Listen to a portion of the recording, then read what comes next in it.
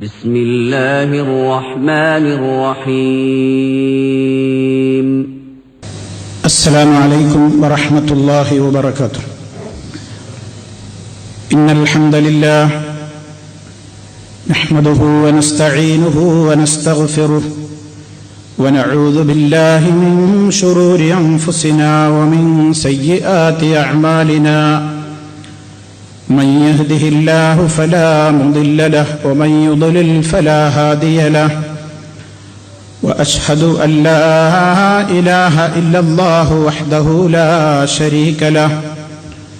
وأشهد أن محمدا عبده ورسوله. اللهم صل على محمد وعلى آل محمد كما صليت على إبراهيم وعلى آل إبراهيم إنك حميد مجيد. أما بعد فإن خير الكلام كلام الله وخير الهدي هدي محمد صلى الله عليه وسلم وشر الأمور محدثاتها وكل محدثة بدعة وكل بدعة ضلالة. أعوذ بالله من الشيطان الرجيم. ولا جناح عليكم فيما عرضتم به من خطبة النساء أو أكننتم في أنفسكم. علم الله أنكم ستذكرونهن ولكن لا تواعدوهن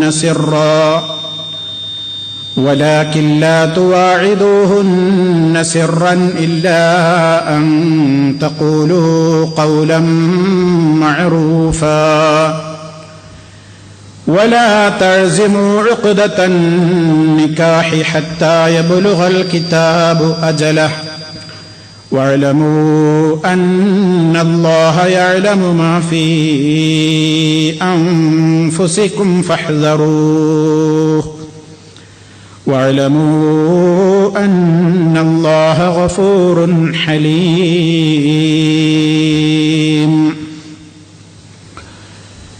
സ്നേഹമുള്ള വിശ്വാസികളെ, സഹോദരി സഹോദരന്മാരെ, സുഹൃത്തുക്കളെ, ഇസ്ലാമിക കുടുംബം എന്ന നമ്മുടെ പഠന പരമ്പരയിൽ വൈവാഹിക ജീവിതവുമായി ബന്ധപ്പെട്ട പ്രാഥമികമായ ചില പാഠങ്ങൾ വിവാഹാന്വേഷണ വേളയിൽ പരിഗണിക്കപ്പെടേണ്ടുന്ന മാനദണ്ഡങ്ങൾ എന്താണ് എന്നതിനെ സംബന്ധിച്ചായിരുന്നു കഴിഞ്ഞ നമ്മുടെ അവസരത്തിൽ വിശദീകരിക്കപ്പെട്ടത്. വിവാഹാലോചനയുടെ വേളയിൽ ഇസ്ലാം ചില പ്രത്യേകമായ നിയമങ്ങളും നിർദ്ദേശങ്ങളും നമ്മുടെ ശ്രദ്ധയിൽ കൊണ്ടുവന്നിട്ടുണ്ട്. അതിൽ ഒരു കാര്യമാണ് വിവാഹമന്വേഷിക്കുന്ന ഘട്ടത്തിൽ അതിനെ സംബന്ധിച്ചുള്ള വിവരങ്ങൾ ആരായുന്നവരോട് വസ്തുതകൾ മറച്ചുവെക്കാതെ തുറന്ന് സംസാരിക്കണം എന്നത്. തെറ്റായ വിവരം നൽകാൻ പാടില്ല. ഇസ്ലാമിന്റെ പൊതു തത്വമാണ് വഞ്ചന പാടില്ല എന്നത്. അവിടുന്ന് പറഞ്ഞല്ലോ, മൻ ഗശ്ശ ഫലൈസ മിന്നി. വഞ്ചനയും ചതിയും നടത്തുന്നവർ എന്നിൽപ്പെട്ടവരല്ല എന്ന് മഹാനായ റസൂലുള്ളാഹി സ്വല്ലല്ലാഹു അലൈഹി വസല്ലം പഠിപ്പിച്ച പൊതുവായ തത്വത്തിൽ നിന്ന് ഈ മേഖലയിലുള്ള വഞ്ചനയും ചതിയും ഗൗരവത്തോടുകൂടെ തന്നെ നിഷിദ്ധമായി തന്നെ ഇസ്ലാം കാണുകയാണ്. ഒരു വിവാഹമന്വേഷിക്കുന്ന ഘട്ടത്തിൽ സ്വാഭാവികമായും ഒരു പെൺകുട്ടിക്ക് ആ പെൺകുട്ടിയുടെ പിതാവോ അതല്ലെങ്കിൽ രക്ഷാധികാരിയോ പെൺകുട്ടിക്ക് അന്വേഷണമായി വരുന്ന വരനെ സംബന്ധിച്ച്, പുരുഷനെ സംബന്ധിച്ചുള്ള അന്വേഷണം നടത്തുക സ്വാഭാവികമാണ്. അതുപോലെ തന്നെ തിരിച്ചും ഉണ്ടാകാറുണ്ട്. വിവാഹം കഴിക്കാൻ ഉദ്ദേശിക്കുന്ന, അതല്ലെങ്കിൽ ആലോചന നടത്താൻ ഉദ്ദേശിക്കുന്ന സ്ത്രീയെ സംബന്ധിച്ചിടത്തോളം പെൺകുട്ടിയെ സംബന്ധിച്ചിടത്തോളമുള്ള അന്വേഷണവും നടത്താറുണ്ട്. ഈ രണ്ട് ഘട്ടങ്ങളിലും രണ്ടു വിഭാഗം ആളുകളും വസ്തുതകൾ മറച്ചുവെക്കാതെ തുറന്ന് സംസാരിക്കണം എന്നതാണ് ഇസ്ലാമിന് ഈ വിഷയത്തിലുള്ള കാഴ്ചപ്പാട്.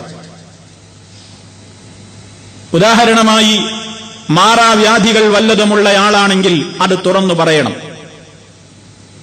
മറച്ചുവെക്കാൻ പാടില്ല. ഗുരുതരമായ രോഗങ്ങൾ, കുടുംബജീവിതത്തിന് പ്രശ്നങ്ങൾ ഉണ്ടാക്കി തീർത്തേക്കാവുന്ന നിലക്കുള്ള മറ്റേതെങ്കിലും ശാരീരികമായ വൈകല്യങ്ങൾ, അതൊക്കെ ഉണ്ടെങ്കിൽ മറച്ചുവെക്കാൻ പാടില്ല.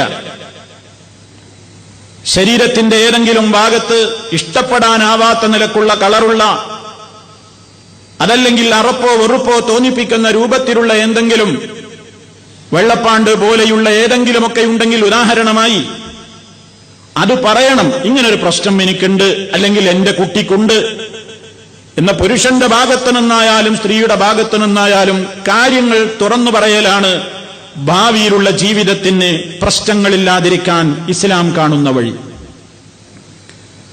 അതുകൊണ്ട് തന്നെ ഒന്നും മറച്ചുവെക്കാൻ പാടില്ല. മാനസികമായ രോഗത്തിന്, മനോരോഗത്തിന് ചികിത്സ ചെയ്തുകൊണ്ടിരിക്കുന്ന ഒരു കുട്ടിയാണ്, ഗുളിക കഴിച്ചുകൊണ്ടിരിക്കുന്നതാണ്. വിവാഹം കഴിഞ്ഞ് കുറച്ചു ദിവസം കഴിഞ്ഞിട്ട് ഈ ഗുളിക നിർത്തുമ്പോ പ്രശ്നമുണ്ടാകും. അറിയണ്ട, മനസ്സിലാക്കണ്ട എന്നൊക്കെ കരുതിയിട്ട് സാധാരണ കഴിക്കുന്ന മരുന്നൊക്കെ അവിടെ വീട്ടിൽ തന്നെ വെച്ച് വിവാഹ ജീവിതത്തിൽ വധുവായിട്ട്, അതല്ലെങ്കിൽ വരനായിട്ട് എത്തി കഴിക്കുന്ന മരുന്നുകൾ കൃത്യമായി കഴിക്കാനാവാത്ത ഒരു ഘട്ടം വരുമ്പോ ഉണ്ടാകാവുന്ന പ്രത്യാഘാതങ്ങൾ പലപ്പോഴും തുടക്കത്തിലെ വിവാഹമോചനത്തിലേക്ക് എത്തിച്ചേർക്കാറുണ്ട്. ഒരു ഉദാഹരണം സൂചിപ്പിച്ചതാണ്. അതുകൊണ്ട് തന്നെ അത്തരത്തിലുള്ള എന്തെങ്കിലും ന്യൂനതകളോ പ്രശ്നങ്ങളോ ഉണ്ടെങ്കിൽ ഇരു വിഭാഗവും അത് തുറന്നു പറയണം. ഈ രംഗത്ത് മറച്ചുവെക്കൽ അനുവദനീയമല്ല എന്നതാണ് ഇസ്ലാമിന്റെ കാഴ്ചപ്പാട്. അതറിയുമ്പോ പിന്നെ പ്രശ്നമാകാൻ സാധ്യതയുള്ള കാര്യങ്ങൾ ഏതും അത് പറയണം. നിസ്സാരമായ രോഗങ്ങൾ പറയണം എന്നല്ല. പണ്ടൊരു ജലദോഷം ഉണ്ടായിട്ടുണ്ട്, അതൊക്കെ പാർക്കുള്ളതല്ലേ, അതൊന്നുമല്ല ഈ ഉദ്ദേശിക്കുന്നത്. നമുക്ക് എല്ലാവർക്കും പറഞ്ഞാൽ മനസ്സിലാവും. ഞാൻ വിവാഹം കഴിക്കുന്ന ഒരു സ്ത്രീക്ക് ഞാൻ ഇഷ്ടപ്പെടാത്ത എന്തൊക്കെ ഉണ്ടാകാം, അതല്ലെങ്കിൽ ഇങ്ങോട്ട് ഒരു പുരുഷന് ഇഷ്ടപ്പെടാത്തതെല്ലാം ഉണ്ടാകാം. ആ രൂപത്തിൽ നിന്ന് ആളുകൾക്കിടയിൽ ഗണ്യമായ നിലയ്ക്ക് തന്നെ അറിയപ്പെടുന്ന എന്തെങ്കിലും പ്രശ്നങ്ങൾ ഉണ്ടെങ്കിൽ അത് തുറന്നു പറയണം. അത് പെൺവീട്ടുകാരുടെയും ബാധ്യതയാണ്, ആൺവീട്ടുകാരുടെയും ബാധ്യതയാണ്. അവരുടെ മാത്രം ബാധ്യതയല്ല. ഒരു പെൺവീട്ടുകാരെ സംബന്ധിച്ച്, പെണ്ണിനെ സംബന്ധിച്ച് മറ്റൊരാളോട് അന്വേഷിക്കുമ്പോൾ, അതല്ലെങ്കിൽ ഒരാണിനെ സംബന്ധിച്ച് മറ്റൊരാളോട് അന്വേഷിക്കുന്ന ഘട്ടത്തിലും നമുക്കറിയാവുന്നത് നമ്മൾ മറച്ചുവെക്കാതെ പറയൽ അനുവദിക്കപ്പെട്ട ഒരു മേഖലയാണത്. എന്ന് പറഞ്ഞാൽ നമുക്കറിയാം, ഒരാൾക്ക് ഇഷ്ടമില്ലാത്തത് അയാളുടെ അസാന്നിധ്യത്തിൽ പറയലാണ് ഗീബത്ത് എന്ന് പറഞ്ഞാൽ. ഗീബത്ത് ഇസ്ലാം വളരെ ഗൗരവത്തോടുകൂടെ കാണുന്ന പാപമാണ്. വിശുദ്ധ ഖുർആൻ വളരെ കൃത്യമായി എതിർത്ത പാപമാണ്. അയുഹിബ്ബു അഹദുക്കും അൻ യഅകുല ലഹ്മ അഖീഹി മൈതൻ ഫകരിഹ്തുമൂഹു.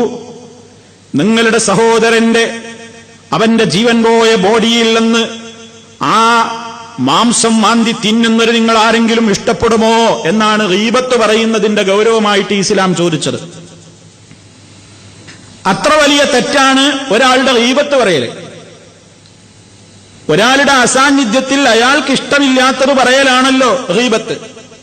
എന്നാൽ അതും പറയൽ ഇസ്ലാം ഹലാലാക്കിയിട്ടുള്ള, ജായിസാക്കിയിട്ടുള്ള ചില വകുപ്പുകളിൽ ഒരു വകുപ്പാണ് വിവാഹാന്വേഷണ ഘട്ടം. നമ്മൾ മനസ്സിലാക്കിയിരിക്കേണ്ടതാണ്. എനിക്ക് ഒരാളെ സംബന്ധിച്ച് ഏതെങ്കിലും നിലക്കുള്ള ദൂഷ്യങ്ങൾ അറിയാമെങ്കിൽ, അയാളെക്കുറിച്ച് എന്നോട് അന്വേഷണം വന്നെങ്കിൽ ഞാനത് മറച്ചുവെക്കാതെ പറയൽ എനിക്കും അനിവാര്യമാണ്. മുടിവെക്കാൻ പാടില്ല. എന്റെ മോളാണെങ്കിൽ ഞാൻ കൊടുക്കുവോ? ഓരോരുത്തരും അതാ ചിന്തിക്കേണ്ടത്. എന്റെ മകനാണെങ്കിൽ ഞാൻ വിവാഹം കഴിപ്പിക്കുവോ? അപ്പൊ കാര്യങ്ങൾ തുറന്നു പറയണം. അത് ഗീബത്തിന്റെ പരിധിയിൽ വരുമോ? ഇല്ല, ഇസ്ലാം അനുവദിച്ചൊരു സംഗതിയാണ്. എന്നാൽ അവിടെയും നിയ്യത്ത് പരിഗണിക്കപ്പെടും. ആരും പഴുതിലൂടെ ഏതെങ്കിലും നിലക്കുള്ള ദേഷ്യം തീർക്കാൻ പാടില്ല.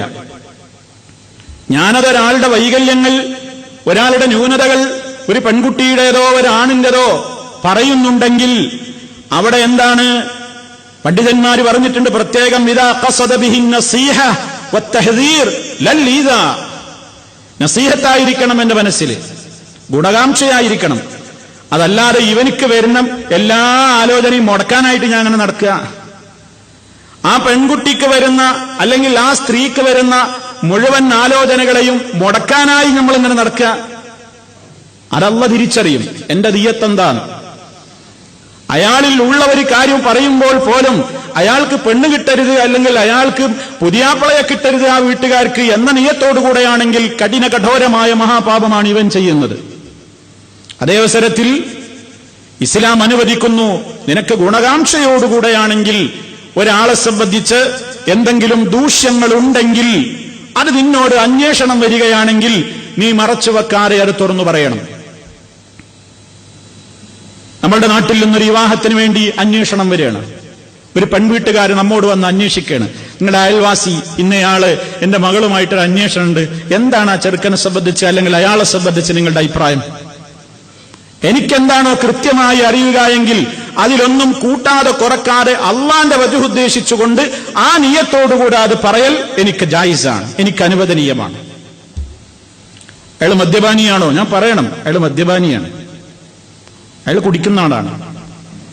അയാൾ നിസ്കരിക്കാൻ പോകൂലേ? അയാൾ നിസ്കരിക്കൂലേ? പറയണം അയാൾ നിസ്കരിക്കൂല, അയാൾക്ക് ഇന്ന ദോഷങ്ങളൊക്കെ ഉണ്ട്. അയാൾ ലഹരി ഉപയോഗിക്കുന്ന ആളാണോ? പറയണം. ഏതെങ്കിലും ദുർനടപ്പുകാരനാണോ? പറയണം.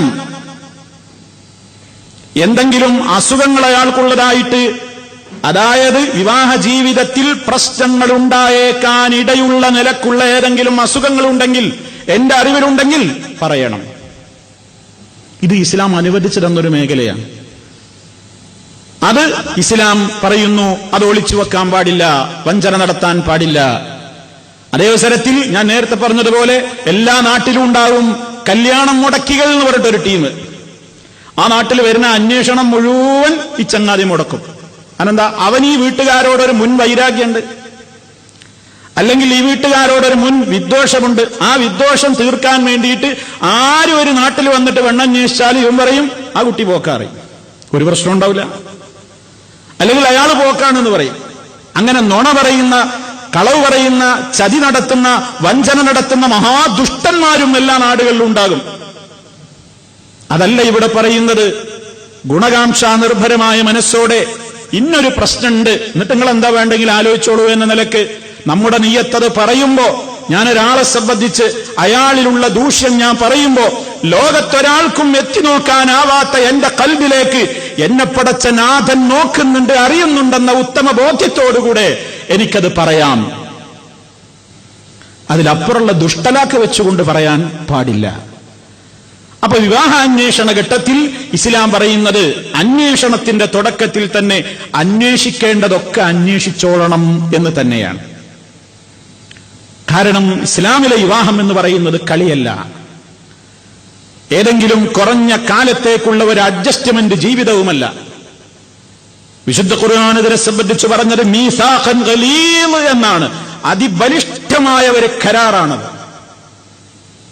അതുകൊണ്ട് ഇസ്ലാം ആ വിഷയത്തിൽ ഒന്നും മറച്ചു വെക്കരുതെന്ന് രണ്ട് വിഭാഗത്തോടും പറയുന്നുണ്ട്. അന്വേഷണം വരുന്ന എല്ലാവരോടും അത് ഇസ്ലാം ആവശ്യപ്പെട്ടിരിക്കുകയാണ്. ഏതെങ്കിലും പ്രശ്നങ്ങളുണ്ടെങ്കിൽ പറയാം. ഞാൻ നേരത്തെ പറഞ്ഞത് ഒന്നുകൂടി ആവർത്തിക്കുന്നു, ഇതാരുടെയും വിദ്വേഷം തീർക്കാനുള്ള വേദിയാക്കി മാറ്റിയാൽ അതിനവൻ അനുഭവിക്കും.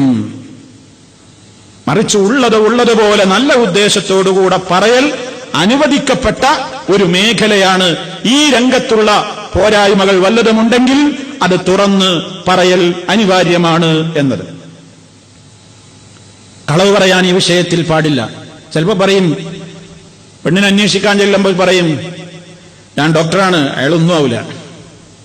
അല്ലെങ്കിൽ ഇത്ര വർഷമായിട്ടുണ്ട്, അല്ലെങ്കിൽ ഇങ്ങനെയാണ്, അല്ലെങ്കിൽ വിദ്യാഭ്യാസ യോഗ്യത ഇല്ലാത്തത് പറയും, സർട്ടിഫിക്കറ്റ് ഇല്ലാത്തത് പറയും, പെണ്ണിന്റെ വീട്ടുകാർ അവരും അവകാശപ്പെടും, ഇങ്ങനെ പലതും പറയും. കല്യാണം കഴിഞ്ഞ് നോക്കുമ്പോ ഇവൻ ജോലിക്കും പോകുന്നില്ല, ഒന്നുമില്ല, സർട്ടിഫിക്കറ്റും ഇല്ല, ഇവനൊന്നും പഠിച്ചിട്ടില്ല, ഒന്നുമില്ലെങ്കിൽ കനത്ത വഞ്ചനയല്ലേ നടത്തുന്നത്. അതുകൊണ്ട് ഉള്ളത് പോലെ പറയണം. അത് ഇസ്ലാമിന് വളരെ ഗൗരവമാണ്. എന്തിനാ ഇതിങ്ങനെ പറയുന്നതെന്നറിയോ? പലപ്പോഴും പല വിവാഹങ്ങളും മുടങ്ങിപ്പോകുന്നത് എന്താണെന്നറിയോ? ആദ്യം തുറന്നു സംസാരിക്കേണ്ടത് തുറന്ന മനസ്സോടെ സംസാരിക്കാത്തത് നിമിത്തം ധാരാളക്കണക്കിന് ബന്ധങ്ങൾ വളരെ കൃത്യമായി തുടക്കത്തിലെ വഴിപിരിയേണ്ടി വന്നു പോകാറുണ്ട്. അതുകൊണ്ട് ഇസ്ലാം പറയണ്, തൽക്കാലത്തൊരു ആശ്വാസത്തിന് വേണ്ടിയിട്ട് നീ കളവ് പറയണ്ട, അത് ശാശ്വതമായിട്ട് നിന്നെ തീരാ ദുഃഖത്തിൽ അകപ്പെടുത്തും. അതുകൊണ്ട് ഇസ്ലാം പറയുന്നു, മറച്ചു വെക്കാതെ ഇരു വിഭാഗവും, പെൺവീട്ടുകാരും ആൺവീട്ടുകാരും, ആണും പെണ്ണും, അവരവർക്കുള്ള ഏതെങ്കിലും വൈകല്യങ്ങളോ ദൂഷ്യങ്ങളോ ഉണ്ടെങ്കിൽ അവരും പറയണം, അവരെ സംബന്ധിച്ച് അറിയുന്നവരും പറയണം. പ്രത്യേകിച്ച് ദീനിന്റെ രംഗം, പ്രത്യേകിച്ച് മതപരമായ കാര്യം നമ്മൾ അന്വേഷിക്കുമ്പോ ആളൊക്കെ നല്ല ഉഷാറാണ്, അങ്ങനെയാണ് പറഞ്ഞിട്ട് കാര്യമില്ല. നിസ്കരിക്കുവോ? ദീനുണ്ടോ? മതബോധമുണ്ടോ? അതിനെതിരാണെങ്കിൽ പറയൽ അനിവാര്യമാണ്. എന്നിട്ട് അവർ ചെയ്യാണോ ചെയ്യാതിരിക്കോ എന്തോ ആയിക്കോട്ടെ, നമ്മളെ ബാധ്യത നിർവഹിക്കണം.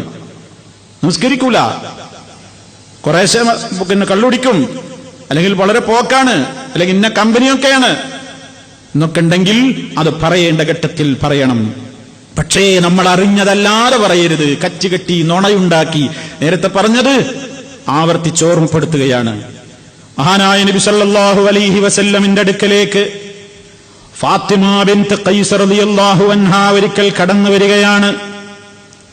ഫാത്തിമ ബിൻത് ഖൈസ് റളിയല്ലാഹു അൻഹാ നബി സല്ലല്ലാഹു അലൈഹി വസല്ലമിന്റെ സദസ്സിലേക്ക് കടന്നു വന്നുകൊണ്ട് ചോദിക്കുന്നു, പ്രവാചകരെ, ഇന്ന മുആവിയത ഇബ്നു അബീ സുഫിയാന വഅബാ ജഹം ഖതബാനി, മുആവിയത ഇബ്നു അബൂ സുഫിയാനും അബൂ ജഹമും എന്നെ വിവാഹം അന്വേഷിച്ചിട്ടുണ്ട്, നിങ്ങളുടെ അഭിപ്രായം എന്താണ്?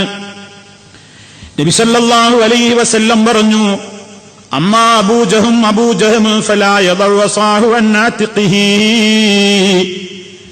അയാളെ സംബന്ധിച്ചിടത്തോളം അയാള് ചുമലിൽ നിന്ന് വടിയിറക്കി വെക്കൂല. അല്ലാഹുവിന്റെ റസൂല് പറഞ്ഞു, ചുമലിൽ നിന്ന് വടിയിറക്കി വെക്കൂല എന്ന് പറഞ്ഞാൽ രണ്ട് വ്യാഖ്യാനം അവിടെ കൊടുത്തിട്ടുണ്ട്. ഒന്ന്, പെണ്ണുങ്ങളെ തല്ലും, പെണ്ണുങ്ങളെ തല്ലണ ഒരു സ്വഭാവമുണ്ട്. രണ്ട്, ധാരാളം യാത്രയായിരിക്കും, എപ്പോഴും വീട്ടിലങ്ങനെ ഉണ്ടാവില്ല. ഇങ്ങനെ രണ്ട് വ്യാഖ്യാനങ്ങളുമുണ്ട്. ഒന്നതാ പറഞ്ഞത്. രണ്ടാമത്തത് അമ്മാ മുആവിയ ഫസഉലു കുല്ലാ മാല ലഹു, ഫഖീറാണ് മുആവിയ ഫഖീറാണ്, അത്ര തന്നെ നിങ്ങൾ വിചാരിക്കും പോലെ സാമ്പത്തികമായി സുഖത്തോടെ അദ്ദേഹത്തിന്റെ കൂടെ ജീവിക്കാമെന്ന് വിചാരിക്കേണ്ടതില്ല. അങ്ങനെ രണ്ട് കാരണങ്ങൾ പറഞ്ഞു കൊടുത്തിട്ട് നബി സല്ലല്ലാഹു അലൈഹി വസല്ലം ഫാത്തിമ ബിൻത് ഖൈസിനോട് പറഞ്ഞു, ഉസാമത്ത് ബിൻ സൈദിനെ വിവാഹം കഴിച്ചോളൂ. അങ്ങനെ ഫാത്തിമ റളിയല്ലാഹു തആല അൻഹ പറയാണ്, എനിക്കത് അത്ര യോജിപ്പായി തോന്നിയില്ല ഉസാമയോട്. കാരണം അദ്ദേഹം കുറച്ച് നിറം കറുപ്പാണ്, അതുകൊണ്ട് തന്നെ അത് എനിക്കത്ര ഇഷ്ടം തോന്നിയില്ല. പിന്നെയും നബി സല്ലല്ലാഹു അലൈഹി വസല്ലം അങ്ങനെ പറഞ്ഞപ്പോ അവര് ചിന്തിച്ചു, അള്ളാന്റെ റസൂൽ എനിക്ക് വേണ്ടി സെലക്ട് ചെയ്തവരല്ലേ, അങ്ങനെ ഞാൻ അവരെ വിവാഹം കഴിച്ചു. ഫജഅലല്ലാഹു ഫീഹി ഖൈറാ, എനിക്ക് ആ ജീവിതത്തിൽ അല്ലാഹു ഒരുപാട് ഖൈർ തന്നു. ഞാൻ വളരെ സന്തുഷ്ടയായ ജീവിതമാണ് പിന്നീട് നയിച്ചത് എന്ന് ഫാത്തിമ ബിൻത് ഖൈസ് റളിയല്ലാഹു അൻഹാ രേഖപ്പെടുത്തുകയാണ്, പറയുകയാണ്. ഇവിടെ സഹോദരന്മാരെ, ഈ രണ്ട് കാര്യങ്ങളും വാസ്തവത്തിൽ ഇവിടെ നബി സല്ലല്ലാഹു അലൈഹി വസല്ലം തന്നെ പറഞ്ഞു കൊടുക്കുന്നത്. ആ നിലയ്ക്ക് ഏതെങ്കിലും ഇഷ്ടക്കുറവുണ്ടെങ്കിൽ ഇപ്പോഴേ അങ്ങ് മാറി നിന്നേക്ക്, പിന്നെ അറിയുമ്പോ ഒരു പ്രശ്നമാകണ്ട എന്ന നിലക്കാണത് പറഞ്ഞു കൊടുക്കുന്നത്. ഇതുപോലെ ഇതിന്റെ വെളിച്ചത്തിൽ ആ നിലക്കുള്ള അന്വേഷണങ്ങൾ വരുമ്പോൾ ഞാൻ നേരത്തെ പറഞ്ഞതുപോലെയുള്ള സദുദ്ദേശം മുൻനിർത്തിക്കൊണ്ട് ഉള്ളതുപോലെ പറയൽ അനിവാര്യമാണ്. അതാണ് ഇവിടെ നബി സല്ലല്ലാഹു അലൈഹി വസല്ലമിന്റെ അധ്യാപനത്തിൽ നിന്ന് നമുക്ക് മനസ്സിലാക്കുവാനും സാധിക്കുന്നത്. ഈ സംഭവം സ്വഹീഹ് മുസ്ലിമിൽ രേഖപ്പെട്ട് കഴിഞ്ഞ സംഭവമാണ്. ഇനി സഹോദരന്മാരെ, അന്വേഷണ വേളയിൽ പരിഗണിക്കേണ്ടുന്ന മറ്റൊരു കാര്യം നബി സല്ലല്ലാഹു അലൈഹി വസല്ലമിന്റെ വചനങ്ങളിൽ കാണാം. തസവ്വജൂ വൽ വദൂദ അൽ വലൂദ് ഫഇന്നീ മുകാസിറുൻ ബികും. നബി സല്ലല്ലാഹു അലൈഹി വസല്ലം ആഹ്വാനം ചെയ്യുകയാണ്, ഓ പുരുഷന്മാരെ, നിങ്ങൾ വിവാഹം കഴിക്കൂ. അൽ വദൂദ്, ധാരാളമായി ഭർത്താവിനെ ഇഷ്ടപ്പെടുന്ന പെണ്ണിനെ വിവാഹം കഴിക്കൂ. നല്ല സ്നേഹമുള്ളവളെ വിവാഹം കഴിക്കണം. അൽ വലൂദ്, ധാരാളം പ്രസവിക്കുന്ന പെണ്ണിനെയാണ് നിങ്ങൾ വിവാഹം കഴിക്കേണ്ടത്. ഫഇന്നീ മുകാസിറുൻ ബികും, കാരണം ഈ ഉമ്മത്തിനെയും കൊണ്ട് നാളെ പരലോകത്ത് ധാരാളക്കണക്കിന് അനുയായികളെയും കൊണ്ട് പരലോകത്ത് വരാനാണ് ഞാൻ ആഗ്രഹിക്കുന്നത്. അതുകൊണ്ട് ധാരാളം സന്താനങ്ങൾ ഉണ്ടാവാൻ സാധ്യതയുള്ളവരെയും നന്നായി ഭർത്താവിനെ സ്നേഹിക്കുന്നവരെയും നിങ്ങൾ വിവാഹം കഴിക്കണേ.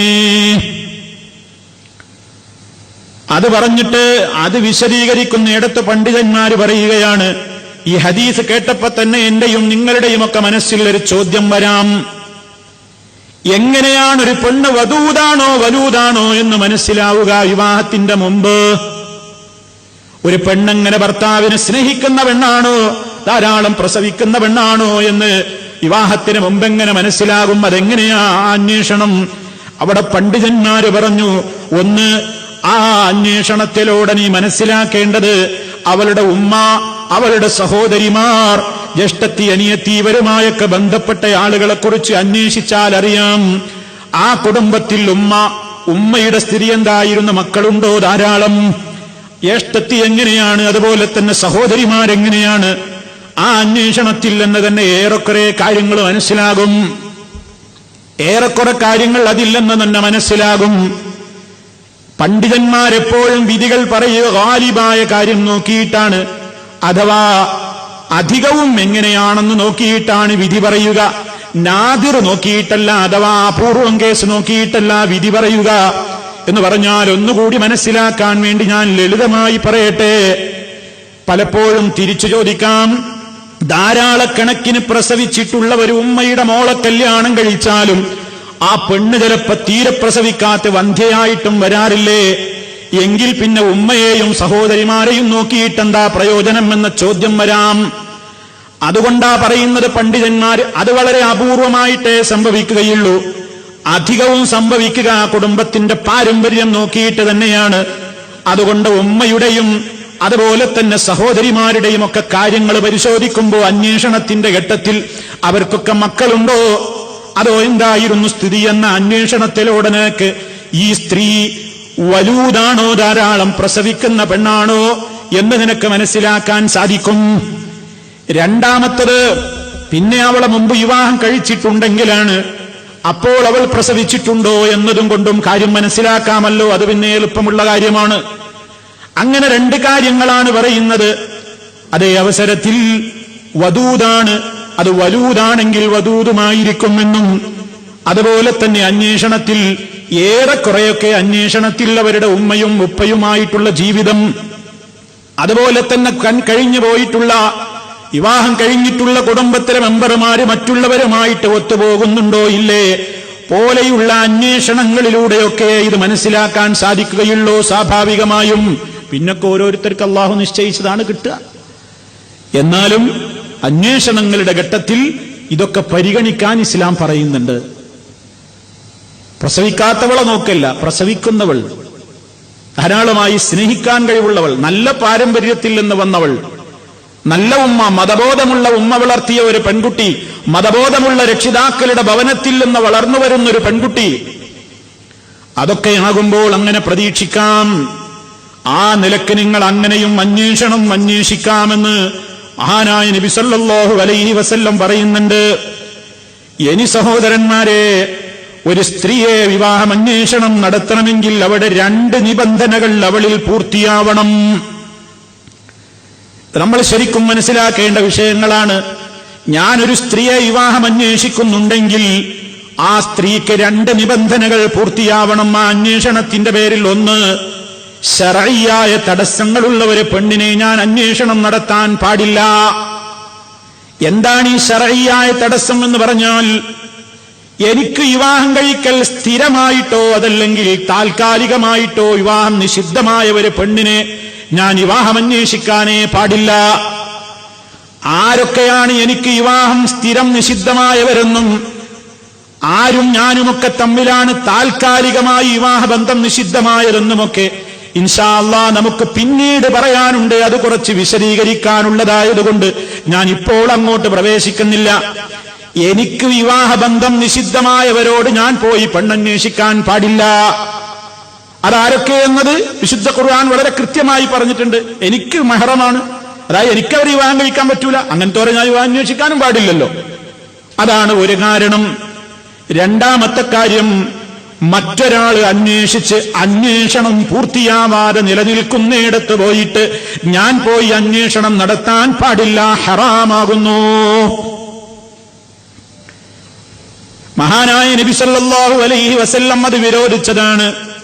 അബ്ദുല്ലാഹി ഇബ്നു ഉമർ റളിയല്ലാഹു അൻഹുമയിൽ നിന്നുള്ള റിപ്പോർട്ടിൽ കാണാം, അദ്ദേഹം പറയുന്നു, നഹൻ നബിയു സല്ലല്ലാഹു അലൈഹി വസല്ലമ അൻ യബീഅ ബഅ്ലുകും വലാ ബൈഇ ബഅ്ദിൻ വലാ യഖ്തുബ അർ-റജുലു വലാ ഖിത്ബതി അഖീഹി ഹത്താ യത്റുകൽ ഖാതിബു ഖബ്ലഹു ഔ യഅ്ദന ലഹുൽ ഖാതിബ്.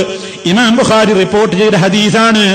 നഹൻ നബിയു സല്ലല്ലാഹു അലൈഹി വസല്ലമ, നബി സല്ലല്ലാഹു അലൈഹി വസല്ലമ വിരോധിച്ചിട്ടുണ്ട് അൻ യബീഅ ബഅ്ലുകും വലാ ബൈഇ ബഅ്ദിൻ, ഒരു കച്ചവടം ഉറപ്പിച്ചുകൊണ്ടിരിക്കുന്നതിന്റെ മേലെ കയറി നിങ്ങൾ കച്ചവടം ചെയ്യൽ.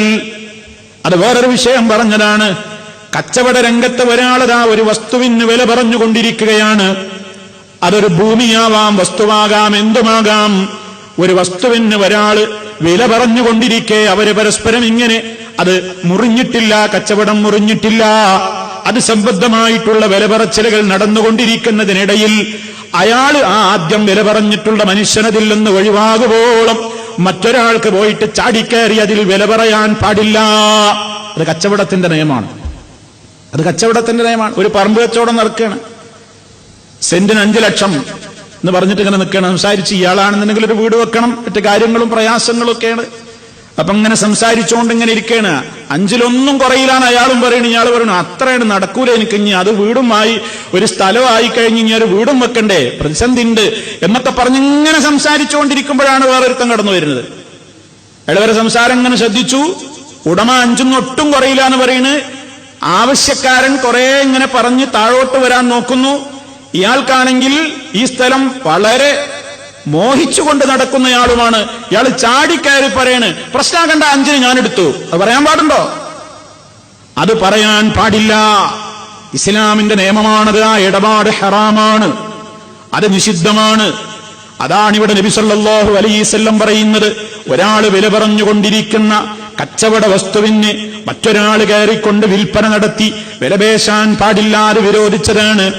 തുടർന്നുകൊണ്ട് പറയുന്നതാണ് നമ്മുടെ വിഷയവുമായിട്ടുള്ള ബന്ധം. വലാ യഖ്തുബർ റജുൽ, ഒരാളും തന്നെ വിവാഹാന്വേഷണം നടത്തരുത്. അലാ ഖിത്ബതി അഖീ, തന്റെ സഹോദരൻ അന്വേഷിച്ചു കൊണ്ടിരിക്കുന്ന ഒരു പെണ്ണിനെ അവിടെ പോയി ഇവൻ വേറെ വിവാഹം അന്വേഷിക്കാൻ പാടില്ല.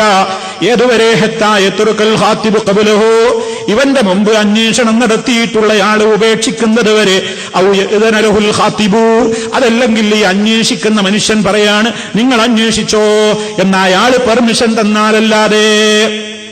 ഒന്നുകിൽ അയാൾ അത് വേണ്ടെന്ന് വെച്ച് പോയിട്ടുണ്ട്, അയാൾക്കത് താല്പര്യമില്ല, അയാൾ അന്വേഷണം മതിയാക്കിയിട്ടുണ്ടെന്നറിയണം. അതല്ലെങ്കിൽ അയാൾ പറയണം ഞാൻ അന്വേഷിച്ചിട്ടുണ്ട്, പക്ഷേ നിങ്ങൾ അന്വേഷിച്ചോളൂ, എനിക്ക് വിരോധമൊന്നുമില്ല എന്ന്. അയാൾ ഇതിന് തന്നാൽ, പെർമിഷൻ തന്നാൽ നിനക്ക് അന്വേഷിക്കാം. അതല്ലാത്ത നിലക്കുള്ള അന്വേഷണം ഹറാമാണ്. അത് വളരെ കണിശമായി ഇസ്ലാം പറയുന്നതാണ്. വേറെയും ഹദീസ് ആ വിഷയത്തിലുണ്ട്.